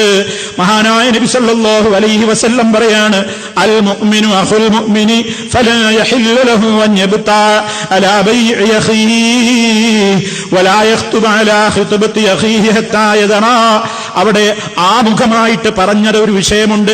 അൽ മുഅ്മിനു അഖുൽ മുഅ്മിൻ, ഒരു സത്യവിശ്വാസി മറ്റൊരു സത്യവിശ്വാസിയുടെ സഹോദരനാണ്. അത് ആമുഖം പറഞ്ഞിട്ടാ റസൂലുള്ള പിന്നെ ഈ 2 കാര്യങ്ങളും പറയുന്നത്. കച്ചവടത്തിന്റെ മേൽക്ക് പോയിട്ട് നീ കച്ചവടം പറയരുത്. അന്വേഷണം നടത്തി പൂർത്തീകരിച്ചിട്ടില്ലാത്തതിന്റെ മേലെ അയാളതിൽ നിന്ന് വിട്ടൊഴിവാകുന്നത് വരെ നീ പോയി അന്വേഷണം നടത്താൻ പാടില്ല. അത് രണ്ടും പറയുന്നതിന്റെ മുന്നോടിയായി ഈ ഹദീസിൽ റസൂലുള്ള പറഞ്ഞ ആമുഖമാണിതിലെ പ്രധാന വശം. അതെന്താ? അൽ മുഅ്മിനു അഖുൽ മുഅ്മിൻ. ഒരു സത്യവിശ്വാസി മറ്റൊരു സത്യവിശ്വാസിയുടെ സഹോദരനാണ്. അവനെങ്ങനെ വഞ്ചിക്കുക? ഇവനിതിങ്ങനെ ചെയ്താൽ അവന്റെ മനസ്സ് വിഷമിക്കൂലേ? അതാ സഹോദര്യ ബന്ധത്തിന് ഉലച്ചൽ കെട്ടും. ഇന്നമൽ മുഅ്മിനൂന ഇഖ്വത്തുൻ, തീർച്ചയായും സത്യവിശ്വാസികൾ സഹോദരങ്ങൾ തന്നെയാണ്, മാത്രമാണ്. അത് പറയുന്നതിലൂടെ തന്നെ മനസ്സിലാക്കാം, അവരെ ദ്രോഹിക്കാൻ പാടില്ല, അവനെ ആക്രമിക്കാൻ പാടില്ല, അവന്റെ മനസ്സ് വേദനിപ്പിക്കാൻ പാടില്ല. അതല്ലേ നബി സല്ലല്ലാഹു അലൈഹി വസല്ലം പഠിപ്പിച്ചത്? ഇദാ കുൻതും സലാസ, നിങ്ങൾ 3 പേര് കൂടി ഒരു സ്ഥലത്താണെങ്കിൽ, യാത്രയിലാണെങ്കിലും അതുപോലെ തന്നെ ഒരിടത്താണെങ്കിലും, ഫലാ യതനാജസ്നാൻ, 2 ആള് മാത്രമായിട്ട് സ്വകാര്യം പറഞ്ഞു പോകരുത്. കാരണം അത് മൂന്നാമന്റെ മനസ്സിനെ ദുഃഖിപ്പിക്കും, വേദനിപ്പിക്കും. അവരെന്നെ കുറിച്ചെന്തോ പറയല്ലേ, അതല്ലേ ഞാൻ കേൾക്കാതെ അവർ 2 ആളും സ്വകാര്യം പറയുന്നത്. എന്നെപ്പറ്റിയുള്ള ഒരു ബന്ധമുള്ള വിഷയം പോലും ആവില്ല അവർ പറയുന്നത്. പക്ഷേ എന്നാലും അതെന്റെ മനസ്സിനെ ദുഃഖിപ്പിക്കും എന്നത് നബി സല്ലല്ലാഹു അലൈഹി വസല്ലം പറഞ്ഞതിന്റെ അടിസ്ഥാനത്തിൽ എത്രത്തോളമാണ് സഹോദര്യ ബന്ധം കാത്തുസൂക്ഷിക്കാൻ ഇസ്ലാം പറഞ്ഞിട്ടുള്ളത്. അതുകൊണ്ടാണ് ഇവിടെ ഇസ്ലാം പറയുന്നത് മുഅ്മിനീങ്ങളൊക്കെ പരസ്പരം സഹോദരങ്ങളാണ്. ആ സാഹോദര്യത്തിനും സൗഹാർദ്ദത്തിനൊക്കെ ഉലച്ചില്ലട്ടും ഇങ്ങനെയുള്ള ഇടപാടുകൾ ഉണ്ടായാൽ, അതുകൊണ്ട് ഇസ്ലാം അത് ഗൗരവത്തോടുകൂടെ പറഞ്ഞു. എന്നാൽ സഹോദരന്മാരെ, നമ്മളോട് മനസ്സിലാക്കേണ്ടുന്ന ചില മസ്അലകളുണ്ട്. ഒരു സ്ത്രീക്ക് 2 അന്വേഷണം വന്നാൽ എന്ത് ചെയ്യണം? ഒരു സ്ത്രീക്ക് 2 ആൾ അന്വേഷിച്ചു, അല്ലെങ്കിൽ 3 ആൾ അന്വേഷിച്ചു, എന്ത് ചെയ്യണം? അത്തരം ഘട്ടങ്ങളിൽ പണ്ഡിതന്മാരതിന് 2 രൂപമാ പറയുന്നത്. ഒന്ന്, രണ്ടാമത് അന്വേഷണത്തിന് വന്ന വ്യക്തിക്ക് ഒന്നാമത്തെ അന്വേഷണത്തെക്കുറിച്ച് അറിയാമെങ്കിൽ അയാൾക്കത് ഹറാമാണ്, അയാളത് പോയി അന്വേഷിക്കാൻ പാടില്ല, പെണ്ണതിന് അനുവാദം കൊടുക്കാനും പാടില്ല. അതേ അവസരത്തിൽ രണ്ടാമത് അന്വേഷിക്കുന്ന വ്യക്തിക്ക് ആദ്യത്തെ അന്വേഷണം അറിയാതെയാണ് പോകുന്നതെങ്കിൽ അന്വേഷിക്കുന്നതിന് ഒരു തടസ്സവുമില്ല. എന്നാൽ ഒരു സ്ത്രീയെ സംബന്ധിച്ചിടത്തോളം ഫലാ ഹറജ അലൽ മർഅതി, ഒരു പെണ്ണിന് കുഴപ്പമില്ല, അവൾക്ക് അനുവദനീയമാണ് ഇദാ റഅത്ത്, അവൾ അഭിപ്രായപ്പെടുന്നുവെങ്കിൽ അന്നൽ ഖാതിബസ്സാനി, രണ്ടാമത്തെ അന്വേഷകനാണ് അസ്ലഹു വൻസബുലഹാ മിനൽ അവ്വലി, ഒന്നാമത്തെ അന്വേഷകനേക്കാൾ ഏറ്റവും മെച്ചപ്പെട്ടവൻ, ഏറ്റവും ദീനുള്ളവൻ. അതായത് ഖാസത്തൻ ഇദാ കാന സാനി സാലിഹൻ ദയ്യിനാ, നല്ല മനുഷ്യനാണ്, നല്ല ദീനുള്ളവനാണ്, മതചിട്ടയുള്ളവനാണ്. വലം യകുനിൽ അവ്വലു കദാലിക, ആദ്യം വന്നയാള് അങ്ങനെയല്ല, അയാൾക്ക് താടി വളർത്തുന്നതിനോട് എതിർപ്പാണ്, അയാൾക്ക് താടിയില്ല, അയാൾ മ്യൂസിക് കേൾക്കുന്നയാളാണ്, അയാൾ സിനിമ കാണുന്നയാളാണ്, അയാൾ ലഹരി ഉപയോഗിക്കുന്നയാളാണ്, അയാൾ പുകവലി ശീലമുള്ളയാളാണ്, അതല്ലെങ്കിൽ മറ്റേതെങ്കിലും അള്ളാഹുവിന് വെറുപ്പുള്ള ഏതെങ്കിലും സംഗതികളിലുള്ളവരാളാണെങ്കിൽ ഒരു പെണ്ണിനെ സംബന്ധിച്ചിടത്തോളം അവിടെ ആദ്യത്തെയാളെ റിജക്ട് ചെയ്തുകൊണ്ട് രണ്ടാമത്തെയാളുടെ ആ അന്വേഷണത്തിന്റെ മുഖവിലക്കെടുത്തുകൊണ്ട് ആ രൂപത്തിൽ ആ അന്വേഷണത്തെ മുഖവിലക്കെടുത്ത് ആദ്യത്തേത് തള്ളി രണ്ടാമത്തേത് സ്വീകരിക്കുന്നതിൽ ഒരു തെറ്റുമില്ല, ഒരു തെറ്റുമില്ല. വാക്കാൽ തന്നെ പറഞ്ഞാൽ മതി. കാരണം എന്താ? അന്വേഷണം എന്നുള്ളതുകൊണ്ട് ഇവിടെ ബന്ധം നടന്നിട്ടൊന്നുമില്ല. അന്വേഷണം എന്നുള്ളത് കേവലം ഒരു അന്വേഷണം, വാക്കാലുള്ളൊരു കാര്യം മാത്രം. അതുകൊണ്ട് നിക്കാഹൊന്നും നടക്കൂല. അതുകൊണ്ട് അത് പ്രത്യേകം വാക്കാൽ പറഞ്ഞ് ദുർബലപ്പെടുത്തേണ്ടതോ മറ്റു നിയമങ്ങളോ സാക്ഷികളോ ഒന്നും ആവശ്യമില്ല. അത് ഒരു അന്വേഷണം മാത്രമാണ്. അത്തരം ഘട്ടങ്ങളിൽ അവൾക്കത് അനുവദനീയമാണ് എന്ന് ഇസ്ലാം പറയുന്നു. ഇനി സഹോദരന്മാരെ, നമ്മൾ ആ വിഷയത്തിൽ മനസ്സിലാക്കേണ്ടുന്ന മറ്റു ചില മസലകളുണ്ട്. വിവാഹാന്വേഷണം നടത്താൻ പാടില്ലാത്ത ചില ഘട്ടങ്ങളുണ്ട്. അതിൽപ്പെട്ടതാണ് സ്ത്രീയുടെ ഇദ്ദാകാലത്ത് വിവാഹാന്വേഷണം നടത്താൻ പാടില്ല.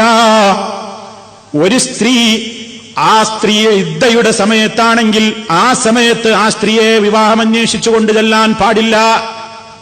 എന്താണ് ഇദ്ദ? അത് നമുക്ക് ഇൻഷാ അല്ലാഹ് ഈ വിഷയത്തിന്റെ തുടർഭാഗങ്ങളിൽ വരുമ്പോൾ അപ്പോൾ വിശദീകരിക്കാം. എന്നാൽ ഇപ്പോൾ മനസ്സിലാകാൻ വേണ്ടി മാത്രം ചില സൂചനകൾ പറയാണ്. ഒരു സ്ത്രീ വിവാഹമോചിതയായി കഴിഞ്ഞാൽ ആ സ്ത്രീ മറ്റൊരു വിവാഹത്തിന് തയ്യാറാകുന്നതിന്റെ മുമ്പേ ചില മാസങ്ങൾ ആ സ്ത്രീ കാത്തിരിക്കേണ്ടതുണ്ട്. ആ കാത്തിരിക്കുന്ന കാലഘട്ടത്തിനാണ് മലയാളത്തിൽ ദീക്ഷാകാലമെന്നും അറബിയിൽ ഇദ്ദാകാലം എന്നും അറിയപ്പെടുന്നത്. അതിപ്പോ ഒരു ഭർത്താവ് മരിച്ച ഒരു വിധവയാണെങ്കിൽ കാത്തിരിപ്പിന്റെ നാള് ഇസ്ലാം പറഞ്ഞത് 4 അശ്ഹുരിൻ വ 10, 4 മാസവും 10 ദിവസമാണ്. 4 മാസവും 10 ദിവസമാണ് ഒരു ഭർത്താവ് മരിച്ചൊരു സ്ത്രീ ഇദ്ദയിരിക്കേണ്ടത് എന്ന് പറഞ്ഞാൽ അതിന്റെ ഇടയ്ക്ക് അവൾക്ക് വിവാഹമൊന്നും പാടില്ല. 4 മാസവും 10 ദിവസവും കഴിഞ്ഞാൽ അവൾക്ക് വേറെ വിവാഹം കഴിക്കാം. അതേ അവസരത്തിൽ പുരുഷന് ഇദ്ദുണ്ടോ? പുരുഷനെ സംബന്ധിച്ചിടത്തോളം ആ ഇദ്ദയില്ല. പുരുഷൻ ഇന്ന് വിവാഹമോചനം നടത്തി നാളെ വേണമെങ്കിൽ വിവാഹം കഴിക്കാം. സ്ത്രീക്കാണ് ഈ നിയമങ്ങൾ. അതിന് അള്ളാഹു ചില ഹിക്മത്തുകളും അള്ളാഹു അതിൽ ചില പ്രത്യേകമായ തത്വങ്ങളൊക്കെ നിശ്ചയിച്ചിട്ടുണ്ട്. അള്ളാഹു നിശ്ചയിച്ച എല്ലാ നിയമങ്ങളും വളരെ യുക്തിസമ്പൂർണമാണ്, സാർവകാലികമാണ്, സാർവജനീനമാണ്, എല്ലാ കാലത്തേക്കും ഫിറ്റാണ്, എല്ലാ ജനങ്ങൾക്കും യോജിക്കുന്ന നിയമങ്ങളെ ശാരിആയ മതത്തിന്റെ നിയമനിർമ്മാതാവായ അല്ലാഹു റബ്ബുൽ ആലമീൻ നിശ്ചയിച്ചിട്ടുള്ളൂ. അറിയാത്തവർക്ക് അറിയാൻ കഴിയില്ലെന്ന് മാത്രം, അറിഞ്ഞാൽ അത് വളരെ കൃത്യമായി ബോധ്യപ്പെടുകയും ചെയ്യും. അപ്പൊ സഹോദരന്മാരെ, ഒരു സ്ത്രീയുടെ ഇദ്ദാകാലത്ത് ഇദ്ദ പല പെണ്ണുങ്ങൾക്കുമുണ്ട്. ഒന്ന്, ഭർത്താവ് മരിച്ച പെണ്ണിന് ഇദ്ദയുണ്ട് 4 മാസവും 10 ദിവസവുമാണ്. അതുപോലെ തന്നെ ഒരു ഗർഭിണിയായ പെണ്ണിനെയാണ് ത്വലാഖ് ചൊല്ലിയിട്ടുള്ളതെങ്കിൽ അവളുടെ ഇദ്ദാകാലം പ്രസവം വരെയാണ്. അതുപോലെ തന്നെ ഒരു സാധാരണഗതിയിൽ ഒരു പെണ്ണിന് നോർമൽ ത്വലാഖാണ് ചൊല്ലിയിട്ടുള്ളതെങ്കിൽ അവൾ 3 ശുദ്ധികാലമാണ് കാത്തിരിക്കേണ്ടത്, ഏകദേശം 3 മാസം. അപ്പൊ ഈ കാലഘട്ടത്തിന്റെ ഇടക്ക് പോയിട്ട് വിവാഹാന്വേഷണം നടത്താൻ പാടില്ലെന്നർത്ഥം. വിവാഹാന്വേഷണം പാടില്ലാത്ത ഹറാമായ ഘട്ടങ്ങളാണ് ഈ പറയുന്നത്. അപ്പൊ ഒരു സ്ത്രീയുടെ ഇദ്ദാകാലത്ത് വിവാഹാലോചന നടത്താൻ പാടില്ല. ഒന്നാമതായി അവൾ മുൻ ഭർത്താവിന്റെ കീഴിൽ തന്നെയാണ് ഈ ഘട്ടത്തിലും എന്നതാണ് ഒരു കാരണം. തലാഖ് എന്ന് പറഞ്ഞാൽ 2 നിലക്കുണ്ട്. ഒന്ന്, അറബിയിൽ ചില പ്രയോഗങ്ങൾ അത്ര തന്നെ നമ്മളാണ്ട് വിഷമിക്കൊന്നും വേണ്ട, മനസ്സിലാകാൻ വേണ്ടി പറയണം. ത്വലാഖ് റജ്ഈ എന്നൊരു പ്രയോഗമുണ്ട്. റജ്ഈയായ ത്വലാഖ് എന്ന് പറഞ്ഞാൽ എന്താ? ഞാൻ ത്വലാഖ് ചൊല്ലിയിട്ടുണ്ടെങ്കിലും എനിക്ക് അവളെ വേണമെങ്കിൽ തിരിച്ചെടുക്കാൻ സാധ്യതയുള്ള ത്വലാഖ് റജ്ഈ എന്ന് പറയുന്നു. തിരിച്ചെടുക്കാൻ ഇനി സാധ്യതയില്ലാത്ത ത്വലാഖാണെങ്കിൽ ത്വലാഖ് ബാഇൻ എന്ന് പറയുന്നു. ഈ 2 ത്വലാഖുകളുമുണ്ട്. അതുപോലെ തന്നെ ഭർത്താവ് മരിച്ചിട്ടുള്ള ഭാര്യയുടെ ത്വലാഖ് ഇദ്ദയുമുണ്ട്. ഈ ഇദ്ദകളിലൊന്നും തന്നെയും പോയി വിവാഹാന്വേഷണം അങ്ങനെ പച്ചയായി പറയാൻ പാടില്ല. എന്തുകൊണ്ടങ്ങനെ പറയുന്നു എന്ന് ശേഷം പറയുമ്പോൾ നിങ്ങൾക്ക് മനസ്സിലാകും. പണ്ഡിതന്മാര് പറയുന്നു, തഹ്റമു ഖിത്ബത്തുൽ മുഅ്തദ്ദ, ഇദ്ദയിലിരിക്കുന്ന പെണ്ണിനെ പോയി വിവാഹാന്വേഷണം നടത്തൽ നിഷിദ്ധമാണ്. സവാഉൻ കാനത ഇദ്ദതുഹാ ഇദ്ദത വഫാത്തിൻ അം ഇദ്ദത ത്വലാഖ്. ത്വലാഖ് ചൊല്ലപ്പെട്ടതിന്റെ പേരിൽ ഇദ്ദയിരിക്കുന്നവളാണെങ്കിലും ഭർത്താവ് മരിച്ചത് കാരണത്താൽ ഇദ്ദയിരിക്കുന്നവളാണെങ്കിലും അവളോട് പോയിട്ട് വിവാഹാന്വേഷണം നടത്തൽ പാടില്ലാത്തതാണ്. തിരിച്ചെടുക്കൽ ചാൻസ് ഉള്ള തലാഖാവട്ടെ, അല്ലാത്ത തലാഖാണെങ്കിലും പാടില്ല. ഇനി ഫൈൻ കാനത്ത് മുഅ്തദ്ദത്തൻ മിൻ തലാഖിൻ റജ്ഈൻ, തിരിച്ചെടുക്കൽ അനുവദിക്കപ്പെടുന്ന തലാഖാണെങ്കിൽ അവളെ വിവാഹാന്വേഷണം ഹറാമാകും. കാരണം എന്താണ്? അവളെ വിവാഹാന്വേഷണം നിഷിദ്ധമാകാനുള്ള ഒരു കാരണം, അവൾ ഇപ്പോഴും പഴയ ഭർത്താവിന്റെ കീഴിലുള്ള ഭാര്യ തന്നെയാണ്. ഏത് നിമിഷത്തിലും ആദ്യത്തെ ഭർത്താവിന് അവളെ തിരികെ എടുക്കാം. നമ്മൾ മനസ്സിലാക്കിയിരിക്കേണ്ട മറ്റൊരു വിഷയമാണ്. ഒരാൾ സ്വാഭാവികമായും ഒരു സ്ത്രീയെ ത്വലാഖ് ചൊല്ലി, ആ ത്വലാഖ് ചൊല്ലിയിട്ട് അവൾ കാത്തിരിക്കേണ്ടുന്ന ദീക്ഷാകാലം എന്ന് പറയുന്ന, നമുക്ക് മനസ്സിലാകാൻ വേണ്ടി ഒരു 3 മാസം നമ്മൾ പറയാം. ആ 3 ശുദ്ധികാലം, ആ 3 ശുദ്ധികാലത്തിന്റെ ഇടക്ക് ആ വിവാഹമോചനം നടത്തിയ ഭർത്താവിന്റെ കീഴിൽ തന്നെയാണ് അവളുള്ളത്. അതുകൊണ്ടാണ് ഇസ്ലാം പറഞ്ഞത്, അങ്ങനെ നിങ്ങൾ ത്വലാഖ് ചൊല്ലുന്ന പെണ്ണിനെ നിങ്ങൾ താമസിക്കുന്നിടത്ത് താമസിപ്പിക്കണം, നിങ്ങളുടെ ചെലവിൽ താമസിപ്പിക്കണം. എന്തിനാ? ഇങ്ങനെ കാണാൻ. ഒരു സെമി ഭാര്യയാണ്, എന്നാ പൂർണ്ണ ഭാര്യയല്ല, പറ്റൊഴിവായിട്ടില്ല. അങ്ങനെ കാണണം. തലാഖ് ഇന്നലെ ചൊല്ലി ബാക്കിയുള്ള ദിവസങ്ങളിൽ എന്റെ വീട്ടിൽ തന്നെ അവളുണ്ട്, ഇങ്ങനെ പരസ്പരം കാണാണ്. കുറെ ദിവസം കഴിയുമ്പോൾ അങ്ങനെ തോന്നണം, വേണ്ടിയിരുന്നില്ല.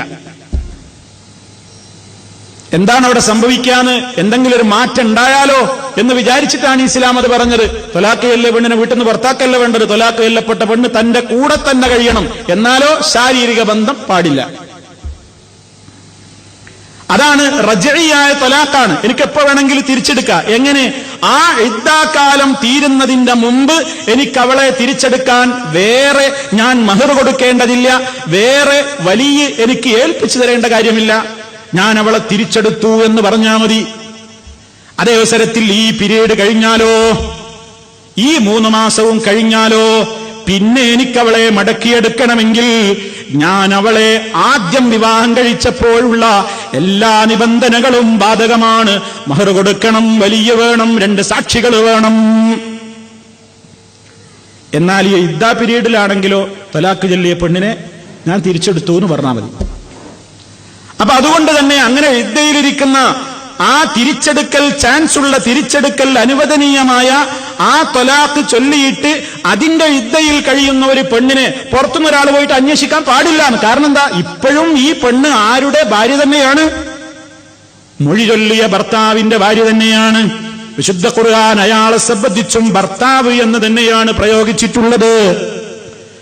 സൂറത്തുൽ ബഖറയിലെ 228-ാമത്തെ ആയത്ത് വായിച്ചു നോക്കിയാൽ അവിടെ അല്ലാഹ് പറയുന്നുണ്ട്, വബുഊലതുഹുന്ന അഹഖു ബിറദ്ദിഹിന്ന ഫീ ദാലിക ഇൻ അറാദു ഇസ്ലാഹ. അവരുടെ ഭർത്താക്കന്മാരാണ് അവരുദ്ദേശിക്കുന്നുവെങ്കിൽ, അവർക്കിടയിൽ സുൽഹ് ഉദ്ദേശിക്കുന്നുവെങ്കിൽ, അവർക്കിടയിൽ രഞ്ജിപ്പ് ഉദ്ദേശിക്കുന്നുവെങ്കിൽ അവരുടെ ഭർത്താക്കന്മാര് തന്നെയാണ് അവരെ മടക്കിയെടുക്കാൻ ഏറ്റവും നല്ലത്, ഉത്തമന്മാർ, ഏറ്റവും അർഹര് ഭർത്താക്കന്മാരിന്. ഇവിടെ ഭർത്താക്കന്മാര് എന്ന് പ്രയോഗിച്ചത് ആരെ പറ്റിയാ? ഈ തലാഖ് ചൊല്ലിയ ആള്. ഏത് പെണ്ണിനെ പറ്റിയാ പറയണത്? ഇദ്ദാ കാലത്തിലുള്ള പെണ്ണിനെ പറ്റി. അപ്പൊ അയാളുടെ ചെലവിൽ ആ പെണ്ണ് കഴിയുന്നത്, അയാളുടെ തന്നെ ഭാര്യയാണത്. ഇനി ഇയാളിൽ നിന്ന് പറ്റ മുറിഞ്ഞു പോകണമെങ്കിൽ അത് എപ്പോഴാ സംഭവിക്കുന്നത്? ഈ ഇദ്ദാകാലം അവസാനിക്കുന്നതോടുകൂടി അത് കഴിഞ്ഞു. അങ്ങനെ അവസാനിച്ചു കഴിഞ്ഞാൽ പിന്നെ ഇയാൾക്ക് ആ പെണ്ണിനെ വിവാഹം കഴിക്കണമെന്ന് തോന്നുന്നുണ്ടെങ്കിലോ സ്വാഭാവികമായ നിലക്കുള്ള നിക്കാഹും വലിയും മഹറും സാക്ഷിയും എല്ലാം വേണം. അതേ അവസരത്തിൽ ഈ പീരീഡിന്റെ അകത്താണ് ഇയാൾക്ക് മടക്കിയെടുക്കാൻ തോന്നുന്നതെങ്കിലോ ഇതൊന്നും ആവശ്യമില്ല, ഞാൻ അവളെ നിന്നെ തിരിച്ചെടുത്തു എന്ന് പറഞ്ഞാൽ മതി. അപ്പൊ അതുകൊണ്ട് തന്നെ മറ്റൊരാളുടെ ഭാര്യയെ നമുക്ക് വിവാഹം അന്വേഷിക്കാൻ പാടുണ്ടോ? ഇല്ല. അതേപോലെ തന്നെയാണ് ഇവിടെയും. വേറൊരാളുടെ ഭാര്യയെ വിവാഹം കഴിച്ചു കൊടുക്കുക, വാക്ക് കൊടുക്കുക, യാ ചങ്ങനോ വിവാഹിക്കോ ഞാൻ കെട്ടിക്കോളാന്ന് പറയാ പാടുണ്ടോ? അങ്ങനെ ആ നിലക്കുള്ളതൊന്നും പാടില്ല. അതാണ് ഇവിടെ ഇസ്ലാം ഗൗരവത്തോടുകൂടെ പറയുന്നത്. അപ്പോൾ മറ്റൊരാളുടെ ഭാര്യയായ ആളെ എങ്ങനെ നമുക്ക് അന്വേഷിക്കാൻ പറ്റും? അതുകൊണ്ട് ആ അന്വേഷണം തുറന്ന അന്വേഷണവും പാടില്ല, സൂചന പോലും പാടില്ല. സൂചന പോലും പാടില്ല. എന്താ അങ്ങനെ ഞാൻ പറയാൻ കാരണം? സൂചന പോലും പാടില്ല. സൂചന പാടുള്ള ചില സമയങ്ങളുണ്ട്. സൂചിപ്പിക്കുക, തുറന്നു പറയാൻ പാടില്ല. ചില സൂചനകൾ കൊടുക്കാവുന്ന ചില ഇദ്ദാ പീരീഡുകളുണ്ട്.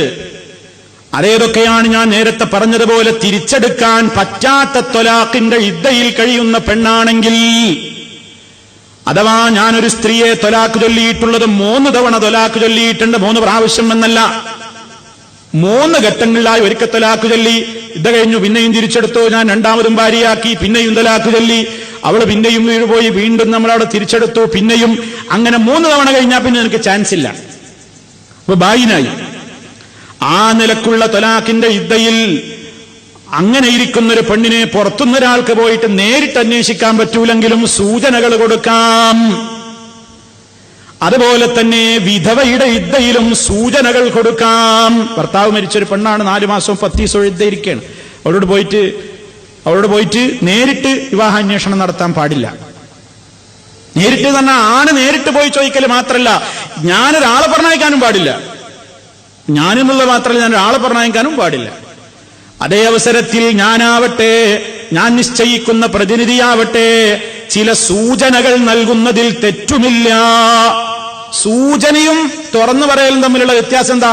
തുറന്നു പറഞ്ഞാൽ അത് നിക്കാഹ് ഉറപ്പിക്കലായി, സൂചന പറഞ്ഞാലോ രണ്ടിനും സാധ്യതയുണ്ട്. അതുകൊണ്ട് സൂചനകൾ പറയാം. പരിശുദ്ധ ഖുർആനിൽ നമുക്ക് കാണാം, സൂറത്തുൽ ബഖറയിൽ 235-ാമത്തെ ആയത്തിൽ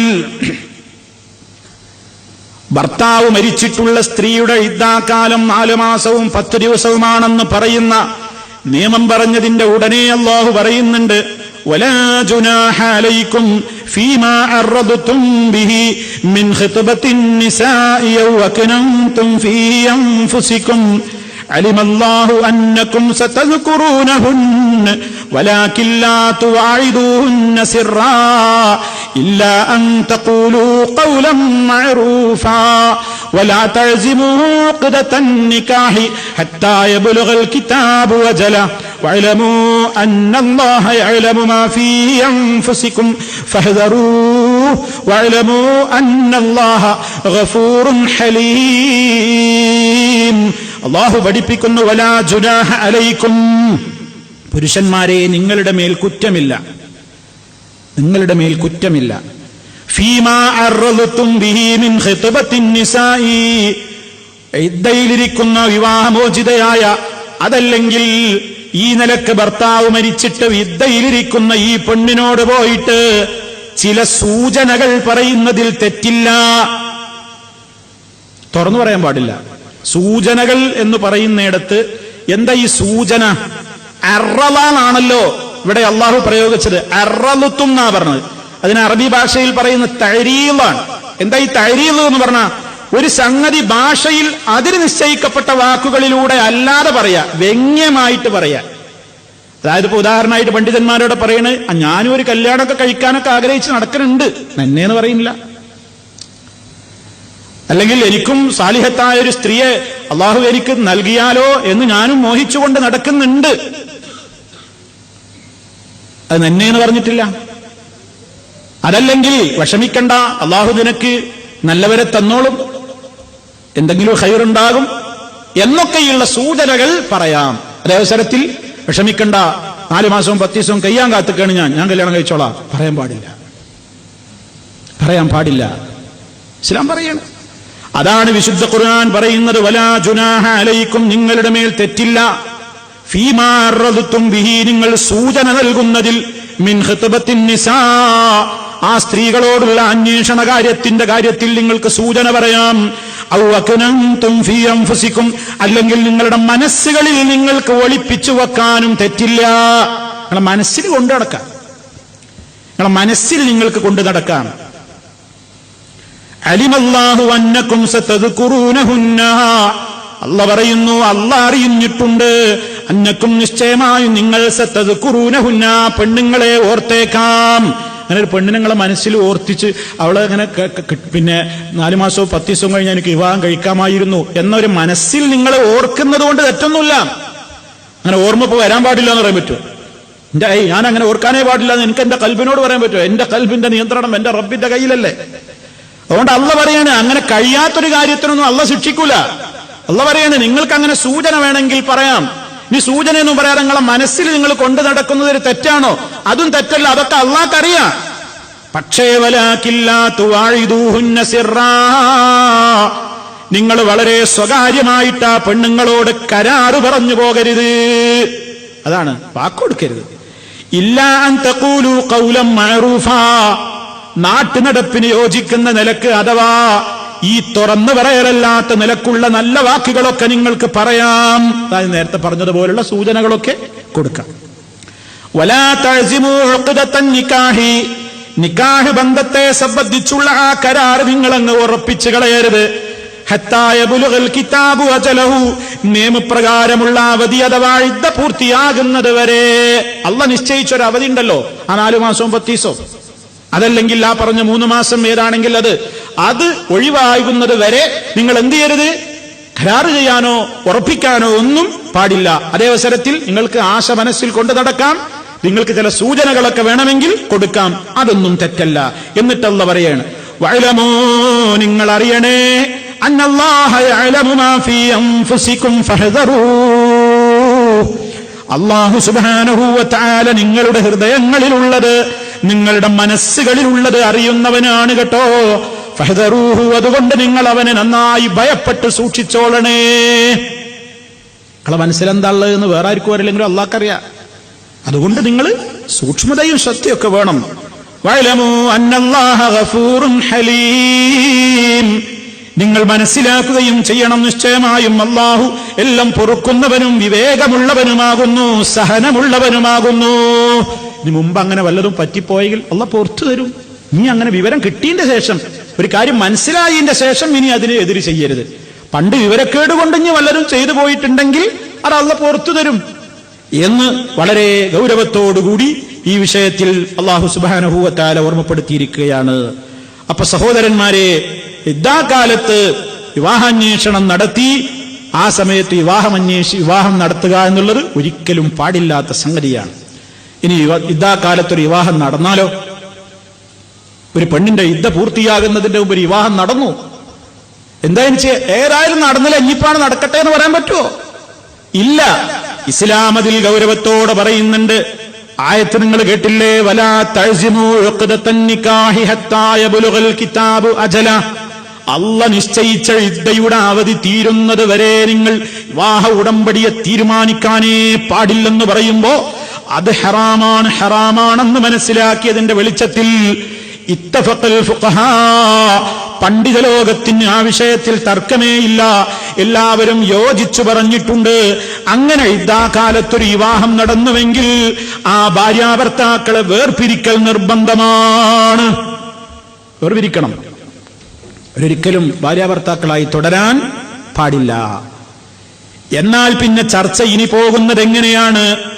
അങ്ങനെ യുദ്ധാകാലത്ത് വിവാഹം നടന്നു, അവരെ തമ്മിൽ വേർപിരിച്ചാൽ ഇനി ഈ ആളുകൾ ഈ ഭർത്താവിന് ഇനി ഇവളെ വിവാഹം കഴിക്കാൻ പറ്റുമോ? പറ്റുമെന്നാണ് ഭൂരിപക്ഷം പണ്ഡിതന്മാരും പറഞ്ഞത്. ആദ്യത്തെ യുദ്ധ അവളങ്ങ് പൂർത്തിയാക്കി കഴിഞ്ഞാൽ ഈ യുദ്ധകാലത്ത് വിവാഹം കഴിച്ചവന് ഇഷ്ടമുണ്ടെങ്കിൽ അവളെ എന്ത് ചെയ്യാം? വിവാഹം കഴിക്കാം. അങ്ങനെ ഒരു പാതകം ചെയ്തതുകൊണ്ട് ഇവൾക്ക് ഇനി ഇവൻ ഒരിക്കലും പറ്റൂല എന്ന് അഭിപ്രായപ്പെട്ട പണ്ഡിതന്മാരും ഉണ്ട്. എന്നാൽ ഭൂരിപക്ഷം പണ്ഡിതന്മാരും പറഞ്ഞത് അവളുടെ ആ ആദ്യ കാലത്തെ യുദ്ധ എത്രയാണോ ബാക്കിയുള്ളതെങ്കിൽ ഇവരെ തമ്മിൽ വേർപിരിക്കുകയും ആദ്യ ഭർത്താവിൽ നിന്നുള്ള യുദ്ധ പൂർത്തീകരിച്ച് ആ കാലാവധി പിന്നിട്ടാൽ ഇയാൾക്ക് പിന്നെയും രണ്ടാമത് വിവാഹത്തിലൂടെ ഒക്കെ മഹറും ഒക്കെ കൊടുത്തിട്ട് എന്ത് ചെയ്യാം? വിവാഹം കഴിക്കാം. അതല്ലാതെ ആ യുദ്ധം കഴിഞ്ഞാൽ പിന്നെ ഞങ്ങളെ പുതിയാപ്പിളയിൽ പെണ്ണ് പറഞ്ഞുകൊണ്ട് കാര്യമില്ല. വലിയ വേണം, മഹർ വേണം, സാക്ഷികൾ വേണം. ആ നിലക്കുള്ള നോർമൽ സാധാരണഗതിയിലുള്ള നിക്കാഹ് തന്നെ അവിടെ നടത്തണം എന്നാണ് ഇസ്ലാമി വിഷയത്തിൽ കൃത്യമായി തന്നെ പഠിപ്പിച്ചിട്ടുള്ളത്.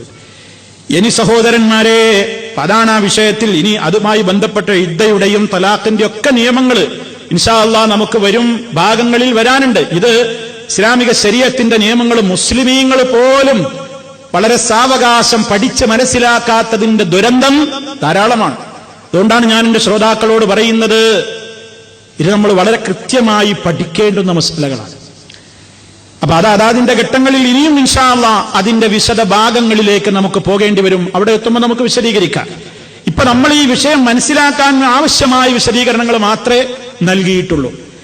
ഇനി സഹോദരന്മാരെ, നമ്മൾ മനസ്സിലാക്കിയിരിക്കേണ്ടുന്ന മറ്റൊരു കാര്യം, അതായത് പലപ്പോഴും ചില നാടുകളിലൊക്കെ ആളുകൾക്കൊരു ധാരണ ഉണ്ട്, എന്റെ മോളെ നിങ്ങൾ വിവാഹം കഴിക്കോ എന്ന് ബാപ്പയായ ഞാനൊരാളോട് നേരിട്ട് ചോദിക്കുന്നത് ഒരു മോശമാണ് എന്ന് പലരും ചിന്തിക്കുന്നുണ്ട്.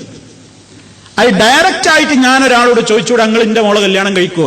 അതെന്താ ഇയാൾക്ക് എന്തെങ്ങനെ ഇത്ര വിവരല്ലേ, ഇയാളെ മോൾ ഇത്ര ചെലവാകാത്ത ചെറുക്ക, ഇയാൾ എന്തെങ്ങനെ അന്വേഷിച്ചത് നടക്കണത് എന്നൊക്കെ പറഞ്ഞ് ഒരു ബാപ്പ സ്വന്തം മകൾക്ക് അയാൾ കണ്ടുവെക്കുന്ന ഒരു ആളോട് നേരിട്ട് നിങ്ങൾ എന്റെ മോളെ വിവാഹം കഴിക്കോ, അല്ലെങ്കിൽ ഞാൻ കഴിച്ചു തരാനൊരു ബാപ്പ ഒരു പുതിയാപ്പിളയാക്കാൻ ഉദ്ദേശിക്കുന്ന ഒരാളോട് പറഞ്ഞാൽ അതിലൊരു മോശത്തരൊന്നുമില്ല. ചില നാടുകളിൽ അതൊരു വല്ലാത്തൊരു മോശമായിട്ട് കാണുന്നുണ്ട്. എന്റെ ഈ ശബ്ദം ശ്രവിക്കുന്ന പല ജില്ലക്കാരുണ്ടാവും, ഈ സംസാരം ശ്രവിക്കുന്ന പല ജില്ലക്കാരുണ്ടാവും. ഞാൻ പലരോടും ഈ വിഷയത്തിൽ ഇപ്പൊ സാന്ദർഭികമായിട്ട് പറയാണ്, നമ്മുടെ ഈ വിഷയം എന്ന് പറയുന്നത് ഇസ്ലാമിക കുടുംബം. നമ്മുടെ കേരളത്തിൽ തന്നെ എടുത്തു നോക്കിയാൽ ധാരാളക്കണക്കിന് ജില്ലകളിൽ ധാരാളക്കണക്കിന് ആചാരങ്ങളാണ് ഈ വിഷയത്തിലുള്ളത്.